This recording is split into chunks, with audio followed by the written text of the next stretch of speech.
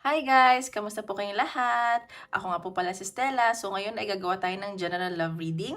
At maraming salamat po sa mga sumusuporta sa channel ko. At kung bago pa lang po kayo, don't forget to like and subscribe para po updated kayo sa mga videos na i-upload ko.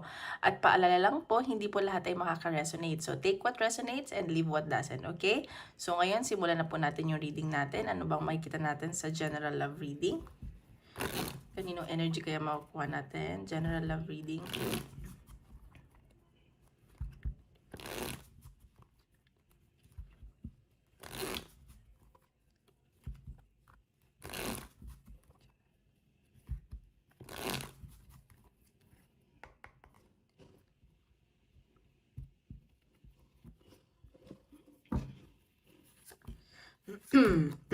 Okay.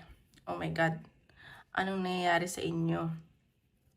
So, nakikita ko dito, kayo ng person nyo ay nagdadalawang isip na sa connection. May ending ako nakikita. Or baka nangyari na. So, nag-break na kayo pero namimiss nyo yung isa't isa. Alam mo yun? Like, parang iniisip nyo din yung mental health nyo. Parang bakit ganun yung nangyari, ganyan.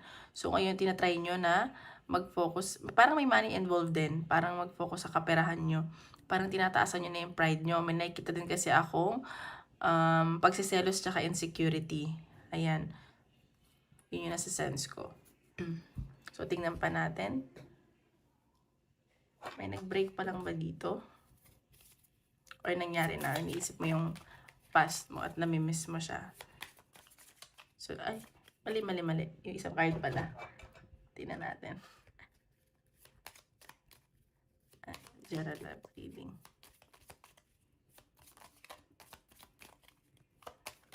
Oops. Ayan, sovereignty. So, sa nakikita ko dito is like, marami kang iniisip or parang, ano ba? Parang nagmamatigas ka dito pero iniisip niyo yung memories nyo, ganyan. Sa nakikita ko, yun nga sabi ko, parang nagmamatigas ka. And out of, ano to, like, pride, insecurity, and jealousy. So, ayun, parang gusto mo din mag-travel, siguro para makapag, mag-isip-isip ka, ganyan. Ayan, so, parang i-voice out mo lahat sa partner mo, magra-rant ka, ganyan. Parang magkakaroon ka ngayon ng lakas ng loob. Ayun nakikita ko. So, tingnan pa natin energy ng person mo. Oops, yung card. Energy ng person mo. Shuffle lang natin.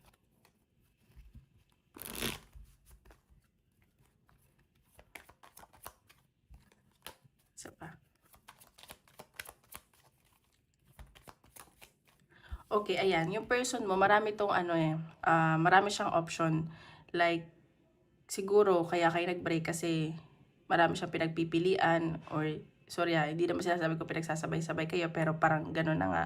Marami siyang options. Pero alam naman niya kung anong gusto niya eh. Baka naguguluhan siya kasi baka maraming nagkakagusto sa kanya. Gets mo yun? Oops. Isa lang po. See? Ayan o. Mahal ka naman itong taong to eh. Nakikita ko sobra-sobra yung pagmamahal niya. Kahit na marami siyang, alam mo yun, marami siyang option, ikaw yung mahal niya. And very emotional tong person mo.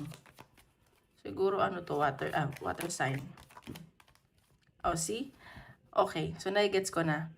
So maraming tuksong lumalapit sa kanya, pero ikaw yung mahal niya. At sa nakikita ko, kahit na kung hindi ba kayo nag-break, alam nyo to dinededma niya or tinataasan niya lang yung pride niya sa'yo. Gets mo yun? Yun yung nasa sense ko. Wait lang. Pat natin. Yung natin energy ng person mo. Kahit maraming tukso, ayan no. Hindi niya pinapansin. Ayan. So, yung person mo parang nag-explore din siya ngayon eh. And gusto niyang makipag-usap at baka makareceive ka ng message sa kanya. Yun nasa sense ko. Parang biglaan to. Baka magkabalikan kayo, mag-sorry siya, ganyan. Mahal ka naman ito eh.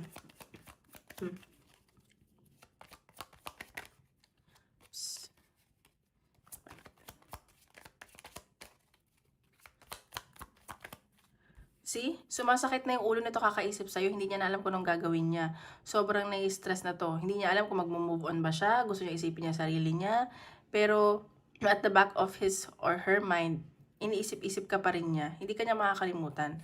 Kahit sino pang, kahit ilang babae o lalaki pa ang ma-meet niya. Yun yung nasa sense ko. Sobra yung pag-iisip ng taong sa'yo na 'to. Energy ng person. Oh, ayan. So, baka bumalik to, mag-offer sa'yo ulit. So, tingnan natin kung tatanggapin mo. Pero, ayun, feeling ko mahal ka naman niya. Bakit ba kayo nag-break? Nakikita ko nag-break kayo out of insecurity tsaka jealousy sa cards kanina. Siguro may miscommunication, ganyan. See? Minamanifest ka nitong taon to at ikaw yung nakikita niyang like perfect girl or boy for him or her. Ayan. So, parang ano lang to, nagdadasal lang to. Parang hindi niya pinapakita. Pero nakikita ko mag-message to sa'yo or mag-o-offer siya. Pero ikaw pagdadasal mo pa din siguro. Ayan, may nakikita akong travel. So, baka may inaantay siyang travel, baka magkikita kayo, or baka pupuntahan ka niya. Nag-aantay lang siya eh. Or, yun nga, sabi ko, parang isa sa inyo gusto mag-travel. Para makapag-isip-isip, ganun. Mapag-isa. See? Ayan. So, yung person mo, nagmamatigas lang yan, pero mahal ka niyan. At, siguro, nagsasuffer din siya financially. Ayan. At, ayan, nakikita ka niya, like, ikaw naman yung gusto niya makasama habang buhay. Ayan, magpo-focus na lang daw siya sa kaperahan niya. At nagsasuffer din siya financially ngayon, hindi ko alam ano nangyayari sa person mo. Nagmamatigas lang yan. So, tingnan natin yung energy mo, okay? Energy mo. Mahal ka niyan, mahal. It's either nag-break na kayo or kaka-break nyo lang. Ay, ano daw? Or nagbe-break yung energy mo naman. Oh, ayun yung energy mo. Parang nagmamatigas ka pero passionate kasi sa connection na to. Nakikita ko na mahal mo naman tong taong to at sincere ka. And very genuine yung nararamdaman mo sa kanya. Alam mo yun. Pero parang nagmamatigas ka lang siguro. Pero siya talaga din ang gusto mo. Tingnan pa natin energy mo. Ayan no, may celebration ako nakikita sa inyo.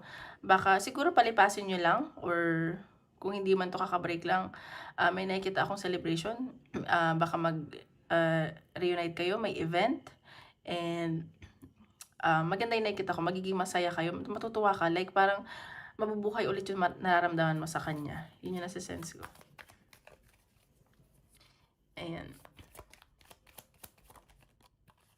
See? Ayan no. Nakikita ko din dito na mag-uusap talaga kayo. Magiging maayos yung pag-uusap nyo. Like, may mga babaguhin kayo sa isa't isa, sa connection nyo. Hindi ko sinasabing magkabalikan kayo because it depends on you. Pero may chance ako nakikita kasi may celebrate kayo or may mag-birthday or event. Ayan. Parang new beginning nakikita ko. Yun yung gusto mo din mangyari. Ikaw, see? Ayan, nag-iipon ka lang din ng lakas ng loob. Kasi feeling ko, siguro this time parang ikaw, alam mo na yung kung anong gusto mo, anong gagawin mo. At ayun, parang dati, parang emotional ka, pero ngayon may lakas ka na harapin to. Ganyan. Parang kaya mo na. Parang dati naging powerless ka, ngayon hindi na. See? Ayan. So, nakikita ko sa side mo kasi parang na-feel mo na betray ka ng person mo or ikaw yung nag-betray. Ayan. So, ngayon parang ano ka na eh, matatag ka na. Siguro yun yung kinakatakutan mo sa connection. Energy mo. Ayan. So, mahihirapan ka dito kasi nakikita ko, mahal mo to eh at gusto mo naman talaga. So, pero kailangan mo gumawa ng choice at mahihirapan ka sa choice kasi nagtatalo yung ulo at isip mo. Ay, ano daw? Ulo at puso mo. Isip at puso. Ayan. See, sobrang loyal ka dito sa person mo. Alam mo yun? May choices kang gagawin at it's either, siguro mag-abroad ka And nakikita mo yung magiging okay financial mo, pero mahal mo din yung person mo. Ayan. So, nakikita ko may offer na paparating sa'yo at siguro dun ka mahihirapan kung magsistay ka sa person mo or mag-abroad ka. Or kailangan mong mag-decide sa connection nyo. Ayan. So, sa nakikita ko, ayan, passionate ka and parehas kayo ng energy ng person mo. Mahal nyo na may isa't isa at genuine ka din sa kanya.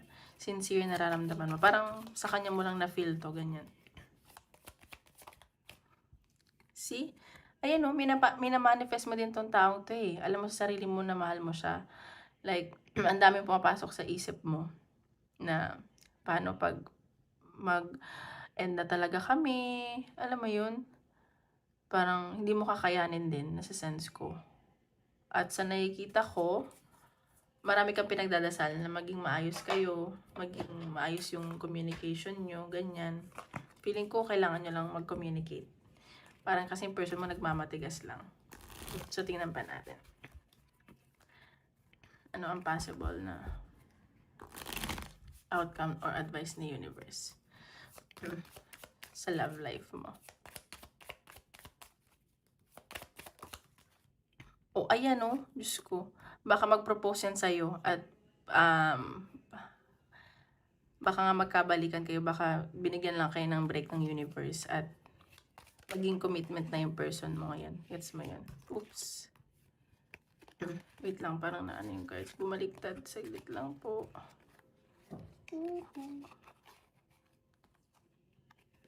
Ayan. So, nakikita ko parang may paparating na proposal. Hindi lang sa kasal pero alam mo, magkabalikan din kayo. Or baka may offer siya. Ayan o, grass is greener possibilities. Ayan o, so baka this time magbago na at maging maayos na kayo. Siguro talagang lang kayo. Pinaghiwalay sa ngayon. Pero magiging maayos din daw yan. At magiging masaya kayo. Okay? Ayan o, oh my God, baka mag-travel pa kayo. Or isa sa inyo may travel. And may renewal ako nakikita at reconciliation sa inyo. Ayan o, sobrang unexpected. And yan, kung may ano din kayo sa work, ayan o, strong yung connection yung dalawa eh. So kahit maghiwalay man kayo, kayo at kayo pa rin ang mag-e-end up. Okay? So, ayan ang nakikita ko sa love life. So, tignan natin sa career. Baka sa career din to, baka mag-travel kayo, baka dun mo ma-meet yung person mo. Ang ganda naman ng reading today. So, tingnan natin, okay? Sa career naman tayo. Nang paparating sa career, general career. General.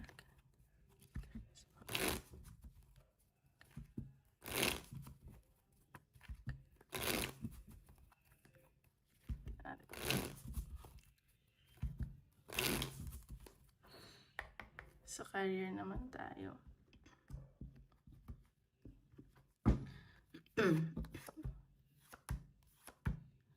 Okay.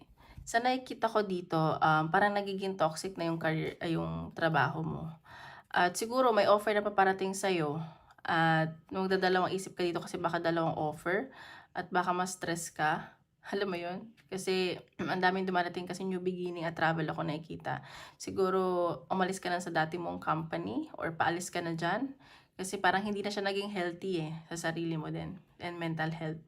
So ayan, may nakikita akong dalawang or tatlong offer sa'yo at travel. Ayan. Sobrang mag-aano ka. Mai-stress. So, yun yung nakikita ko. Baka lilipat ka. Or kung hindi man travel, bagong opportunity. Tingnan pa natin. Sa career.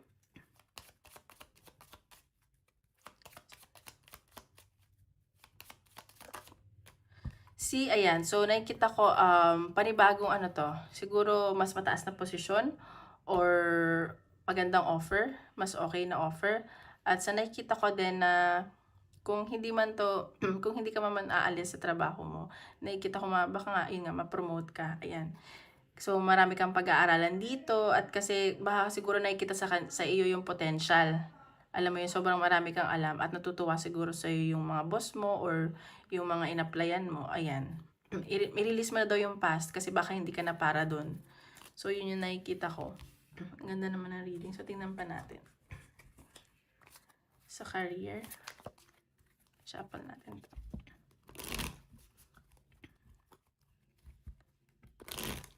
Sa career.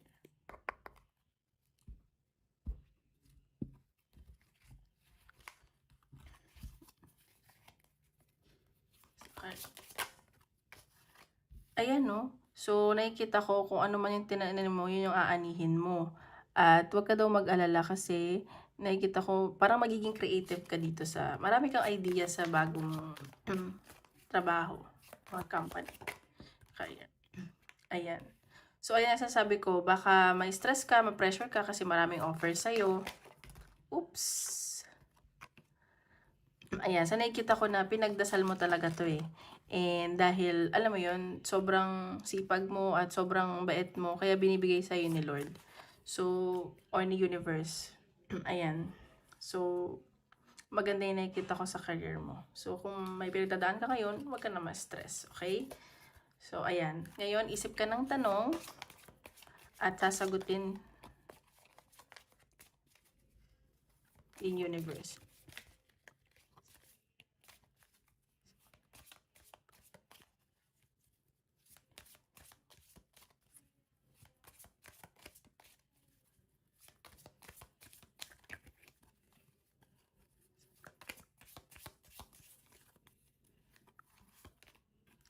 Get more information. Ayan, siguro pag-isipan mo daw muna. Kaya ayan, baka magdalawang isip ka nga. Kukuha ka muna ng information. At nakikita ko dito, ayan, no. Ayun, so isipin mo daw muna at kung marami kang pinagpipilian, alamin mo muna yung information, okay? Maraming salamat po. Tomorrow ulit. Bye-bye!